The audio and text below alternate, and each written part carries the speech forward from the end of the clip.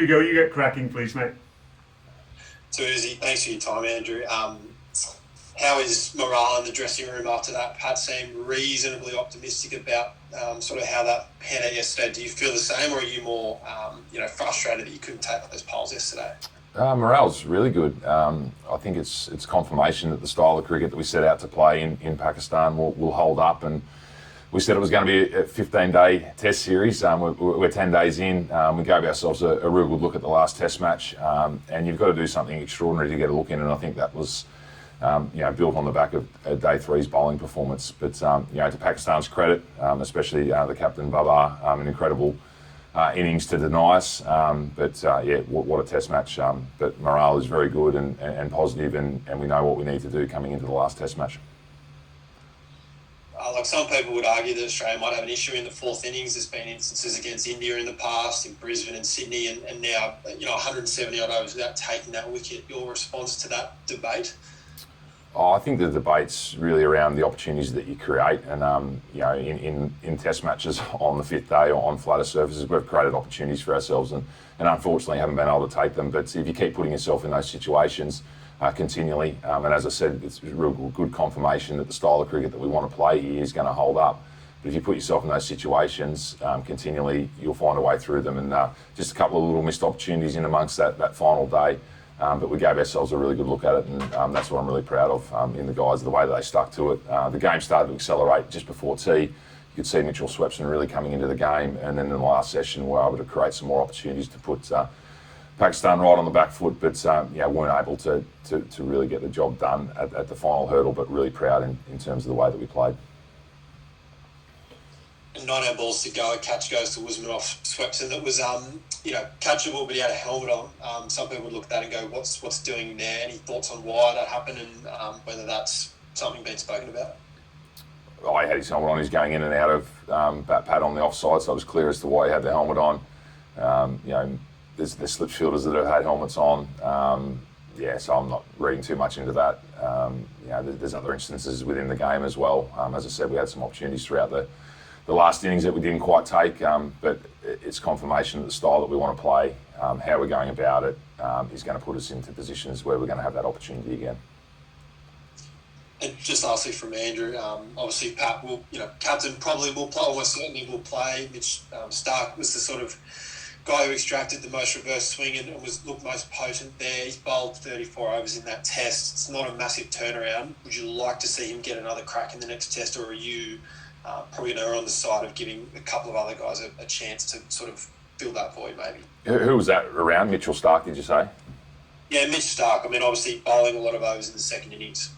Yeah, 4 days to turn around. We'll have a light lead into the next test match around our quicks. There's no doubt about that.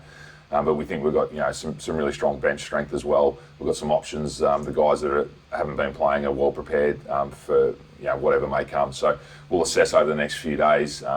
But my assumption is if he pulls up well, that he'll definitely get another crack in the last test. His reverse swing was pivotal in terms of opening that game up for us. So it'd be very difficult to leave him out unless there was some physical issues.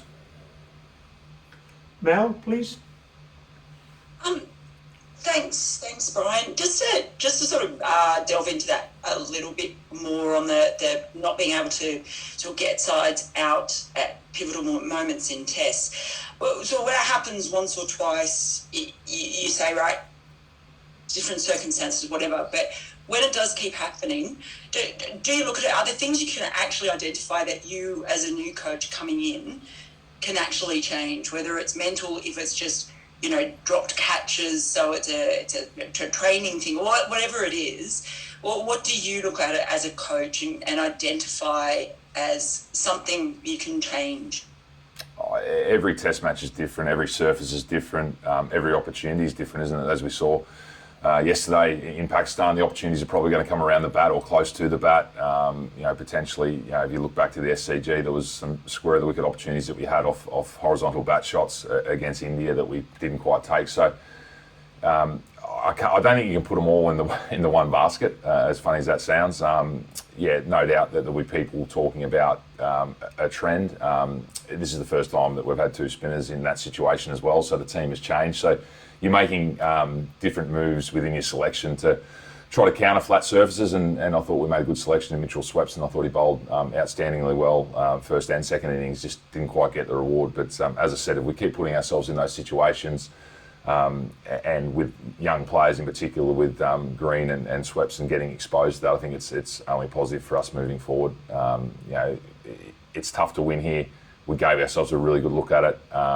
We feel as though our preparation was spot on. Everything that we ticked off in Melbourne and the lead in here. So yeah, I just think it's one of those things sometimes that people will read a lot into, but our preparation's been excellent, can't question that. So yeah, we're not going to look back over that. It's just in that moment, at that point in time, can we seize that opportunity? And unfortunately yesterday we didn't quite do that, but as I said, incredibly proud of the way that we played to get ourselves in that position. You mentioned Mitchell Swepson and his game. Overall, has he done enough for you to say he's going to be a second spinner in Lahore? Should you play a second spinner? We'll look at the surface every time.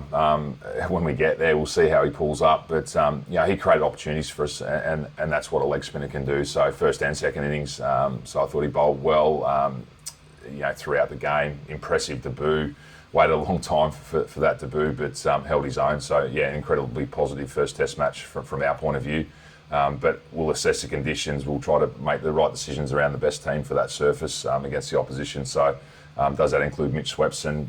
We'll have to wait and see when we land on the ground. But as I said, an incredibly positive first Test match from our point of view. Thanks. Bharat? Thanks, Brian. Morning, Andrew, and Brian too. Andrew, considering this is the start of your, subcontinental run, do you think this is almost a crash course for Pat Cummins, the captain, and for you guys as a team as to, when you attack and when you defend, and at what points you kind of put the pressure back on, even whether it's with regards to the fields you set, the bowling changes you make, regardless of the result yesterday? I think every Test match is a learning opportunity for everyone, whether it be on-field, off-field, preparation, physical preparation, skills preparation, mental preparation. So I think that's the thoroughness that that we'll go to make sure that we can get this subcontinental run right. I think the way to judge a team in the subcontinent is the positions that they can get themselves into and the opportunities that they create, and how often they do that. There's Australian teams that have come here before and haven't got themselves in a strong position. So as I said before, incredibly proud that we've been able to do that. I thought Pat moved the bowlers around extremely well yesterday, navigate his way through that last session to create a winning opportunity. From 4 down, people would have been sitting there saying that this one's potentially over, but to be able to navigate through to give us an opportunity as captain was a fair hit out, considering that's the first time he's been in that situation in the subcontinent. So no doubt he will still have learned a lot from that, as we all will.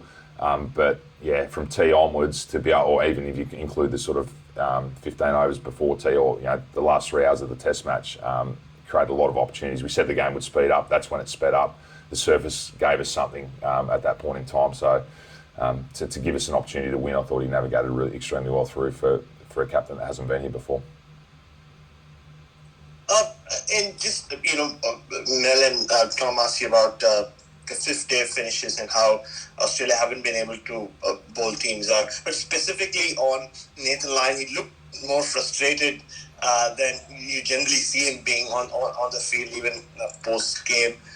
Do you think he's the kind of guy kind of bears that brunt, like saying, "Oh, it's my responsibility, I haven't done it again"? And just how do you think he's been, like, morale-wise? No, he's been extremely good morale-wise. Didn't sense frustration. I sensed a person that was in the contest at times, getting himself engaged in that. There wasn't a lot on offer, as we saw. We thought that the wicket would deteriorate a lot sooner than it did in terms of the sort of last 3 hours of the game. But I thought he bowled extremely well the last day. His line was excellent, and he got stopped by a serious player in Babar. So 400 plus deliveries to negate through what we threw at him. In particular, Nathan Lyon was an extremely impressive innings. So I thought that Nathan bowled extremely well. He got his rewards late. Unfortunately, the team fell short, but the way that he went about it, can't question that. and yeah, 50 plus overs for 4 wickets, and a look at winning the game for Australia was impressive from my point of view. Thank you so much, Andrew. Have a great day. Cheers, mate. Andy, if I can just jump back in. Far away, Yep. Tom. Yep. Lost him. Tom, you still there?